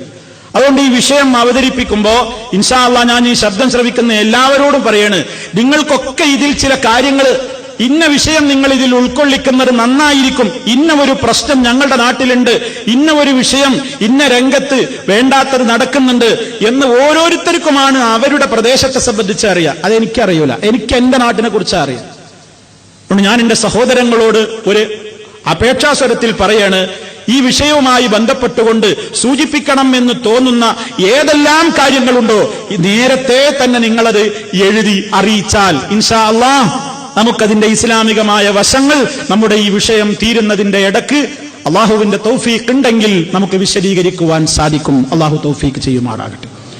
അപ്പൊ സഹോദരന്മാരെ, ഇതിൽ നമ്മൾ ഇസ്ലാമികമായ കാര്യങ്ങളാണ്, നമ്മൾ നാട്ടു നടപ്പ് എന്താണെന്നല്ല നോക്കേണ്ടത്. ഒരു നാട്ടിൽ എന്താണ് അതിനെ സംബന്ധിച്ചുള്ള സംസാരം എന്നതല്ല നമ്മൾ പരിഗണിക്കേണ്ടത്. ഇസ്ലാമിന്റെ പ്രമാണങ്ങളിൽ എന്തു പറയുന്നു? നിങ്ങൾ നോക്കൂ, മഹാനായ മൂസ നബി അലൈഹിസ്സലാത്തു വസ്സലാം മഹാനവറുകൾക്ക് മദിയനിലെത്തിയപ്പോൾ അവിടെയുണ്ടായിരുന്ന ഒരു വൃദ്ധനായ സാലിഹായ ഒരു മനുഷ്യൻ അദ്ദേഹത്തിന്റെ പെൺമക്കളെ, ഈ 2 പെൺമക്കളിൽ ഒരാളെ ഞാൻ നിങ്ങൾക്ക് വിവാഹം കഴിപ്പിച്ചു തരട്ടെയോ എന്ന് നേരിട്ട് പുതിയ ആപ്പിളയോട് അമ്മോശൻ ചോദിക്കുന്നതായി ഖുർആനിൽ നമുക്ക് കാണാം. സൂറത്ത് ഖസസിൽ അത് വളരെ വിശദമായി തന്നെ പറഞ്ഞിട്ടുണ്ട്. ഖസസിൽ നമുക്ക് കാണാം, മൂസ നബി അലൈഹിസ്സലാമിനോട് മദിയനിലെ ആ ശൈഖുൻ കബീർ എന്ന് പറയുന്ന ഞങ്ങളുടെ പിതാവ് ഒരു മൂത്ത വൃദ്ധനാണ്, അദ്ദേഹത്തിന് അങ്ങനെ പുറത്തിറങ്ങി വരാനൊന്നും കഴിയുന്ന ആരോഗ്യമുള്ള ആളല്ല എന്നും പറഞ്ഞ് മൂസ നബി അലൈഹിസ്സലാത്തു വസ്സലാം മദിയനിലെത്തിയപ്പോൾ അവിടെയുണ്ടായിരുന്ന ഒരു കിണറ്റിന്റെ സമീപത്ത് 2 പെൺകുട്ടികൾ വെള്ളം മുക്കാനാവാതെ ആണുങ്ങളോട് തിരക്കാനുള്ള ശക്തിയില്ലാതെ മാറി നിൽക്കുന്നത് കണ്ടപ്പോ മൂസ നബി അലൈഹിസ്സലാത്തു വസ്സലാം ആ 2 പെൺകുട്ടികൾക്ക് വേണ്ടി കിണറ്റിൻകരയിൽ പോയി ആളുകളെ തിരക്കിയിട്ട് വെള്ളം മുക്കിക്കൊടുത്ത് ഉപകാരം ചെയ്തു. ഈ വെള്ളപാത്രവുമായി ഈ പെൺകുട്ടികൾ വാപ്പയുടെ അടുത്തേക്ക് എത്തിയപ്പോൾ വിഷയങ്ങളൊക്കെ പറഞ്ഞു. ഒരു നല്ല മനുഷ്യനെ ഞങ്ങൾ കണ്ടു, അയാളാണ് ഞങ്ങൾക്ക് വെള്ളം തന്നത്, അതുകൊണ്ട് അദ്ദേഹത്തിന് എന്തെങ്കിലും പ്രത്യുപകാരം കൂലി നമ്മൾ കൊടുക്കണം ഉപ്പ എന്ന് പറഞ്ഞപ്പോ ബാപ്പ ചൊല്ലി അയച്ചു. ഈ 2 പെൺമക്കളിൽ ഒരുത്തിയെ ചൊല്ലി അയച്ചു, നീ ചെന്നിട്ട് അയാളോട് ഇങ്ങോട്ട് വരാൻ പറ. അങ്ങനെ വളരെ ലജ്ജാശീലയായിക്കൊണ്ട് വളരെ ഒതുക്കത്തോടുകൂടെ ആ പെൺകുട്ടി വന്ന് മൂസ നബി അലൈഹിസ്സലാത്തു വസ്സലാമിനോട് പറയാണ്, ഞങ്ങളെ ഉപ്പ നിങ്ങളെ ക്ഷണിക്കുന്നുണ്ട് വീട്ടിലേക്ക്, നിങ്ങൾക്ക് ഇതിന് പ്രതിഫലം തരാൻ വേണ്ടി. അങ്ങനെ മഹാനായ മൂസ നബി അലൈഹിസ്സലാത്തു വസ്സലാം ആ പെൺകുട്ടിയുടെ കൂടെ പോവുകയാണ്. അവിടെ എത്തിയപ്പോൾ ഞാൻ ആ കഥ ചുരുക്കി പറയാണ്. മൂസ നബി അലൈഹിസ്സലാത്തു വസ്സലാമിന്റെ അദ്ദേഹത്തിന്റെ ദാരിദ്ര്യാവസ്ഥയും എല്ലാം അറിഞ്ഞു ആര്? ഈ സാലിഹായ മനുഷ്യൻ. അദ്ദേഹം എന്താ പറഞ്ഞത്? നിങ്ങൾ സാമ്പത്തികമായിട്ടൊന്നും മഹറൊന്നും കൊടുക്കാനില്ല എന്നറിയാം, ഒന്നുമില്ല, വെറും കൈയോടെ വന്നിരിക്കല്ലേ. ചോദിച്ചു, ഈ 2 പെൺകുട്ടികളിൽ ഒരാളെ നിങ്ങൾ ഉദ്ദേശിക്കുന്നവരെ നിങ്ങൾക്ക് ഞാൻ വിവാഹം കഴിപ്പിച്ചു തരട്ടെയോ? ബാപ്പ നേരിട്ട്, അമ്മോശൻ നേരിട്ട് പുതിയാപ്പിളയാൻ പോകുന്ന ആളോടാ ചോദിക്കണം. ഇനിയിപ്പോ എന്താ മഹർ തരാൻ നിന്റെ അടുക്കൽ ഒന്നുമില്ല എന്ന് എനിക്കറിയാം. പിന്നെ എന്താണ്, ഇവിടെ എനിക്ക് കുറച്ച് ആടുകളുണ്ട്, ആ ആടുകളെ മേച്ചു ഇവിടെ കൂടണം. ആടുമേക്കലാണ് മഹർ. 8 കൊല്ലം മിനിമം മേക്കണം, 10 കൊല്ലാണെങ്കിൽ നന്നായി. 2 വേണമെങ്കിൽ നിനക്ക് സെലക്ട് ചെയ്യാം, നിങ്ങൾക്ക് സെലക്ട് ചെയ്യാം. അദ്ദേഹം പറഞ്ഞു, ഏതായാലും ഞാൻ 8 10 എന്തായിരുന്നാലും ആ അർത്ഥത്തിൽ ഞാനത് ചെയ്തു കൊള്ളാം എന്ന കരാറിന്റെ അടിസ്ഥാനത്തിൽ ആ വിവാഹം നടന്നു. ഞാൻ പറയുന്നത് ആ വിഷയമൊക്കെ നമുക്ക് ഇൻഷാ അല്ലാഹ് വേറെ പറയാനുണ്ട്. ഇവിടെ നമ്മൾ മനസ്സിലാക്കേണ്ടത്, ആ സാലിഹായ മനുഷ്യൻ മൂസ നബിയോട് നേരിട്ട് ചോദിക്കല്ലേ, അതിനെന്തെങ്കിലും മോശമുണ്ടോ? ഇനി അത് അത്രകാലം പഴയകാല ചരിത്രത്തിലേക്കൊന്നും പോകേണ്ടതില്ല. മഹാനായ നബി സല്ലല്ലാഹു അലൈഹി വസല്ലമിന്റെ കാലത്ത് തന്നെ അതാ ഉമർ ഇബ്നു ഖത്താബ് റളിയല്ലാഹു അൻഹുവിന്റെ മോള് ഹഫ്സ റളിയല്ലാഹു അൻഹാ, ആ ഹഫ്സ ബീവിയെ ഉമർ ഖത്താബ് റളിയല്ലാഹു തആല അൻഹു തന്റെ മോളായ ഹഫ്സയെ ഖുനൈസ് ഇബ്നു ഹുദാഫത്തു സഹമി റളിയല്ലാഹു അൻഹുവിനാണ് കല്യാണം കഴിച്ചു കൊടുത്തിരുന്നത്. അദ്ദേഹം ബദറിൽ പങ്കെടുത്ത മനുഷ്യനാണ്. അദ്ദേഹം മദീനത്ത് വെച്ച് വഫാത്തായപ്പോൾ, അഥവാ തന്റെ മകളായ ഹഫ്സയുടെ പുതിയാപ്പിള ഖുനൈസ് റളിയല്ലാഹു അൻഹു വഫാത്തായപ്പോൾ ഉമർ ഖത്താബ് റളിയല്ലാഹു തആല അൻഹു എന്തു ചെയ്യുന്നു? ഉമർ റളിയല്ലാഹു തആല അൻഹു തന്നെയാണ് പറയുന്നത്, ഫലഖീതു ഉസ്മാൻ ഇബ്നു അഫ്ഫാൻ, ഞാൻ ഉസ്മാൻ റളിയല്ലാഹു അൻഹുവിനെ സമീപിച്ചു. ഉമർ റളിയല്ലാഹു അൻഹു പറയണേ, മോള് വിധവയായപ്പോ, പീരീഡൊക്കെ കഴിഞ്ഞപ്പോ ഞാൻ എന്തു ചെയ്തു? ഞാൻ ഉസ്മാനെ സമീപിച്ചുകൊണ്ട് ഉസ്മാനോട് ഞാൻ പറഞ്ഞു, എന്റെ മോളിതാ വിധവയായിട്ടുണ്ട്, ഞാൻ അവളെ നിനക്ക് കല്യാണം കഴിപ്പിച്ചു തരട്ടെയോ? നീ ഉദ്ദേശിക്കുന്നുവെങ്കിൽ എന്റെ മോളെ നീ വിവാഹം കഴിക്കുമോ? ആരാ കഴിക്കുന്നത്? വാപ്പ മകളെ കാര്യം നേരിട്ട് പുതിയാപ്പിളിനോട് ചോദിക്കണം, നീ കഴിക്കോ? എന്റെ മോളുണ്ട് ഇങ്ങനെ വിധവയായിട്ടുണ്ട്, നീ വിവാഹം കഴിക്കോ? ഉസ്മാൻ റളിയല്ലാഹു തആല അൻഹു പറഞ്ഞു, എന്ത്? സഅൻദുറു ഫീ അംരി, ഞാനൊന്ന് ആലോചിക്കട്ടെ. അങ്ങനെ ഉമർ റളിയല്ലാഹു അൻഹു പറയുന്നു, ഞാൻ കുറെ രാത്രി ഇങ്ങനെ താമസിച്ചു ഒരു മറുപടി കിട്ടാൻ വേണ്ടി. പിന്നീട് ഉസ്മാൻ ഒരിക്കൽ കണ്ടപ്പോ അദ്ദേഹം എന്നോട് പറഞ്ഞു, ഖദ് ബദാലിയ അല്ലാ തസവ്വജ യൗമി ഹാദാ, ഞാൻ ഇപ്പൊ കല്യാണം കഴിക്കാൻ ഉദ്ദേശിക്കുന്നില്ല.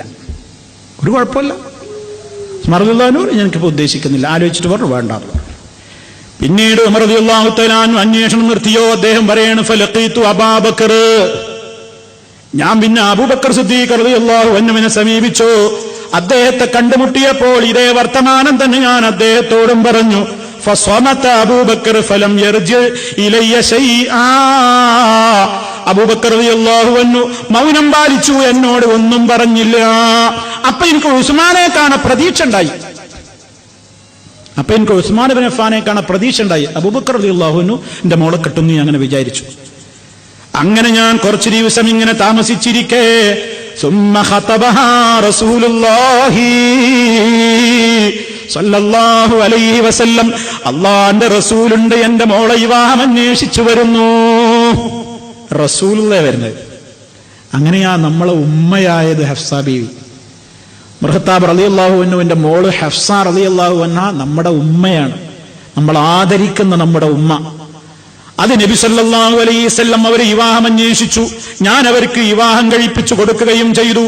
അതിന്റെ ശേഷം പിന്നെ ഞാൻ അബൂബക്കർ റളിയല്ലാഹു അൻഹുവിനെ കണ്ടുമുട്ടിയപ്പോൾ റളിയല്ലാഹു അൻഹു പറയാണ്, പിന്നീട് ഞാൻ അബൂബക്കർ റളിയല്ലാഹു അൻഹുവിനെ കണ്ടുമുട്ടിയപ്പോൾ അദ്ദേഹം എന്നോട് ചോദിച്ചു, ഹഫ്സയുടെ കാര്യം നിങ്ങൾ എന്നോട് സൂചിപ്പിച്ചപ്പോൾ ഞാനൊന്നും മറുപടി പറയാത്തതിൽ നിങ്ങൾക്ക് വിഷമം തോന്നിയല്ലേ?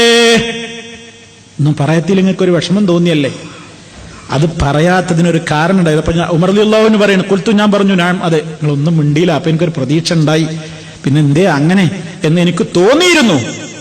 പക്ഷേ അബൂബക്കർ റളിയല്ലാഹു തആല അൻഹു പറഞ്ഞു കൊടുത്തു, ഫഇന്നഹു ലം യംനഅനി أن أرجع إليك فيما رلت إلا أني قد علمت أن رسول الله صلى الله عليه وسلم قد ذكرها فلم أكن ليفشي سر رسول الله صلى الله عليه وسلم ولو تركها لقبلتها.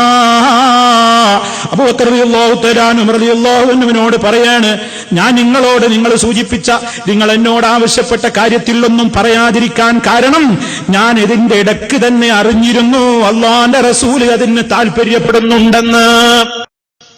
അതാ ഞാനൊന്നും മിണ്ടാഞ്ഞ്.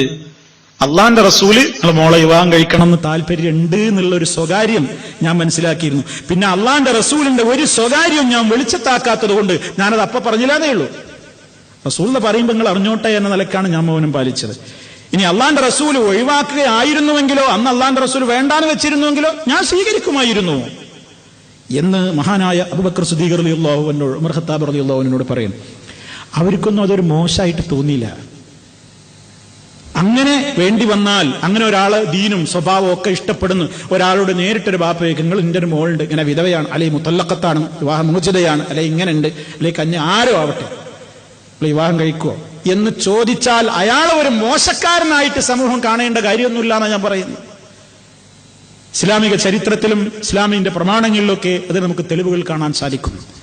അപ്പൊ സഹോദരന്മാരെ, വിവാഹ അന്വേഷണ രംഗത്ത് ഇന്ന് സമൂഹത്തിൽ കാണുന്ന പല കാര്യങ്ങളാണ് ഇതൊക്കെ. അതുകൊണ്ട് അതും നമ്മൾ കൂട്ടത്തിൽ മനസ്സിലാക്കേണ്ടതുണ്ട്. ഇനിയും ഇൻഷാ അല്ലാഹ് ഇതുമായി ബന്ധപ്പെട്ട കുറേ കാര്യങ്ങൾ നമുക്ക് സംസാരിക്കാനുണ്ട്. ഞാൻ പറഞ്ഞ കാര്യം ഒന്നുകൂടി എന്റെ മാന്യ ശ്രോതാക്കളോട് ഉണർത്തുകയാണ്. ഈ വിഷയവുമായി ബന്ധപ്പെട്ട ഏതെല്ലാം അനാചാരങ്ങളും സ്വഭാവങ്ങളും പ്രശ്നങ്ങളും നിങ്ങളൊക്കെ ഉൾക്കൊള്ളുന്ന നിങ്ങളുടെ നാടുകളിലും നിങ്ങളുടെ ശ്രദ്ധയിലുമുണ്ടെങ്കിൽ നിങ്ങൾ ഈ ഉള്ളവനെ അറിയിച്ചാൽ അത് ഈ വിഷയത്തെ അതിന്റെ പൂർത്തീകരണത്തിൽ ഉൾപ്പെടുത്തുവാൻ അത് പ്രയോജനപ്രദമായിരിക്കും എന്നൊരിക്കൽ കൂടി ഉണർത്തിക്കൊണ്ട് ഞാൻ അവസാനിപ്പിക്കുകയാണ്. അല്ലാഹു സുബ്ഹാനഹു വ തആല ഇസ്ലാമികമായ കാര്യങ്ങളെ യഥോചിതം മനസ്സിലാക്കുവാനും ആ നിലക്ക് തന്നെ ഇസ്ലാമിന്റെ കാര്യങ്ങൾ അറിയുവാനും പ്രയോഗവൽക്കരിക്കുവാനും നമുക്കെല്ലാം തൗഫീഖ് നൽകി നമ്മെ അനുഗ്രഹിക്കുമാറാകട്ടെ. എല്ലാവിധ പ്രയാസങ്ങളിൽ നിന്നും അല്ലാഹു നമ്മെ കാത്ത് രക്ഷിക്കുമാറാകട്ടെ. മാരകമായ രോഗങ്ങളിൽ നിന്ന്, സഹിക്കാനാവാത്ത പരീക്ഷണങ്ങളിൽ നിന്ന് അല്ലാഹു നമ്മെ എല്ലാവരെയും മുക്തരാക്കുമാറാകട്ടെ. എല്ലാ അർത്ഥത്തിലും അല്ലാഹു സമാധാനമുള്ള ഒരു കുടുംബാന്തരീക്ഷം നമുക്കെല്ലാം പ്രദാനം ചെയ്യുമാറാകട്ടെ. നമ്മിൽ നിന്ന് മരണപ്പെട്ടു പോയവർക്ക് അല്ലാഹു മഗ്ഫിറത്ത് നൽകി അനുഗ്രഹിക്കുമാറാകട്ടെ. അല്ലാഹുമ്മ റബ്ബനാ ആതിനാ ഫിദ് ദുനിയാ ഹസന വഫിൽ ആഖിറതി ഹസനതൻ വഖിനാ അദാബന്നാർ. അല്ലാഹുമ്മ ജഅൽ ഹാദൽ ബലദ ആമിനൻ മുത്മഇന്നാ വസായിറ ബിലാദിൽ ആലമീൻ. اللهم ربنا تقبل منا إنك أنت السميع العليم وتب علينا إنك أنت التواب الرحيم. اللهم أجرنا وأجر والدينا من النار.